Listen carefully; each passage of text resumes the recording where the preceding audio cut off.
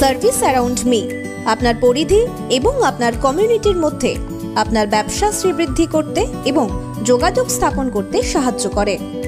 Service around me এমন একটি platform যেখানে যে কোনো ব্যবসায়ী, সার্ভিস বিক্রেতা, পেশাদার সে তার সার্ভিস প্রোডাক্ট এখানে লিস্টিং করতে পারে সম্পূর্ণ বিনামূল্যে। আমাদের মাধ্যমে আপনারা যে কোনো সার্ভিস পেয়ে যাবেন, সেটা আপনার বাড়ির যে কোনো ছোট ছোট কাজ থেকে শুরু করে একেবারে প্রফেশনাল অ্যাসিস্ট্যান্ট পর্যন্ত, তাও আবার আপনার এলাকার মধ্যেই। এর মূল উদ্দেশ্য হলো স্থানীয় এলাকায় বিভিন্ন ধরনের সার্ভিস প্রোডাক্ট বা পেশাদারকে খুঁজে পেতে সহায়তা করা ও তাদের সঙ্গে যোগাযোগ করিয়ে দেওয়ার সুযোগ সহজ করা। সফল ব্যবসার জন্য 3টি সহজ ধাপ: register your business, service, product listing, then start your growing. আপনার প্রয়োজনে নির্দিষ্ট পরিষেবা বা প্রদানকারী খুঁজে পেতে সাহায্য করার জন্য এখনই রেজিস্টার করুন আমাদের ওয়েবসাইটে। কেউ বা কারা আমাদের যে হাজার হাজার বছরের সনাতন এবং হিন্দু ধর্মের রীতিনীতি আছে তাকে এই দুর্গাপুজোতে ভুলিয়ে দিতে চান।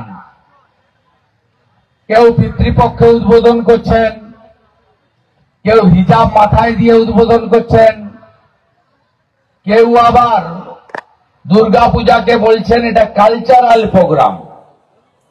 কালচারাল প্রোগ্রাম নিশ্চয়ই এই মঞ্চ থেকে হবে, লক্ষণবাবু ঘোষণা করেছেন। বাউল হবে, রামায়ণ গান হবে, ছৌ হবে, ভাগবত কথা হবে, চণ্ডী পাঠ হবে এবং নানা ধরনের আমাদের ভক্তিমূলক এখানে কালচারাল প্রোগ্রাম হবে, যা সনাতন সংস্কৃতির অন্যতম অঙ্গ। আমি সমগ্র হিন্দু সমাজকে একটা কথাই বলবো, রাজনৈতিক ভিন্নতা থাকতে পারে, ব্রাহ্মণ, ক্ষত্রিয়, বৈশ্য, শূদ্র, আমাদের মধ্যে আমরা আমাদের নানা জাত টাত ইত্যাদি থাকতে পারে।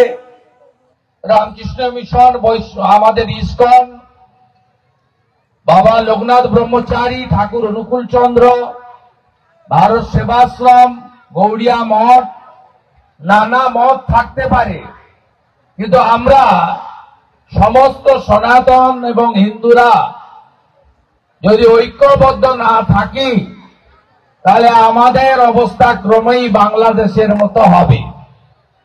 কেউ বা কারা যারা খুব প্রভাবশালী তারা বলেন গুজরাটি হিন্দু, মারাঠি হিন্দু, হিন্দি বলা হিন্দু আর বাঙালি হিন্দু। তারা কখনো বলেন না যে কেউ উর্দু বলে কেউ বাংলা বলে, এটা কখনো শুনবেন না। এর মূল উদ্দেশ্য হচ্ছে ভাষার নামে, জাতের নামে, রাজনীতির নামে আমাদেরকে বিভক্ত করা।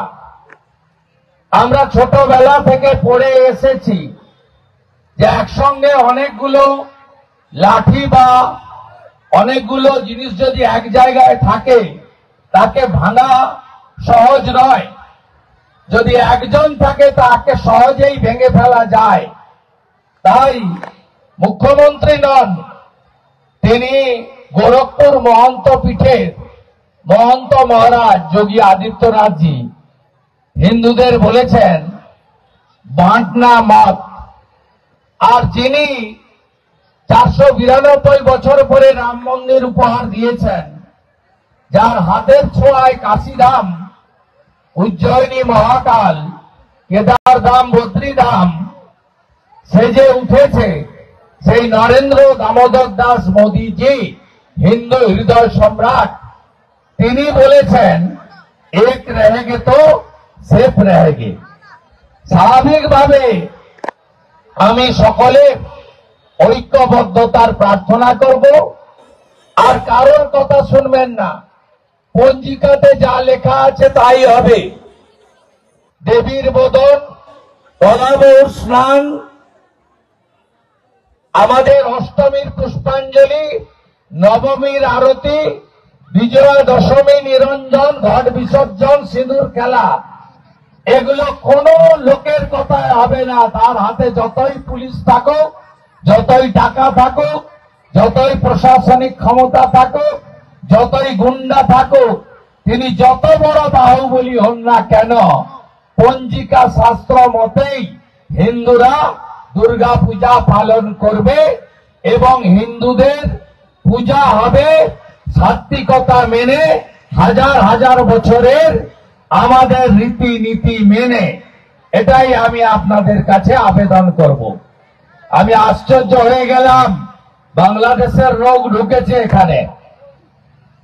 উত্তর 24 পরগনা রামনগর এমএলএ রফিকুর রহমান সাহেব, তিনি বলছেন যে পুজো প্যান্ডেলের যে মাইক টাইক গুলো আছে, সেটা উনি যে ধর্মে বিশ্বাস করেন সেই ধর্মীয় প্রতিষ্ঠানের কাছে উনাদের ধর্ম পালনের যে সময় এখন যেন না বাজে। আমি রফিকুর সাহেবকে এবং সরকারকে বলবো যে পঞ্জিকায় যে টাইম আছে সেই সময় ঘন্টা বাজবে, সেই সময় কাঁসর বাজবে, সেই সময় ঢাক বাজবে, সেই সময় মন্ত্র উচ্চারিত হবে, আপনার কথায় হবে না। বাংলাদেশে আপনারা যা করছেন আমরা এখানে সেটা করতে দেব না। भारतेर नाम हिंदुस्तान, हिंदुस्तान में वही राज करेगा जो हिंदू हित में काम करेगा। अगले दिन बंगाल में वही राज करेगा जो हिंदू हित में काम करेगा। तो कान खुले এটা শুনে রাখুন রফিকুর রহমান এবং তার মালিক।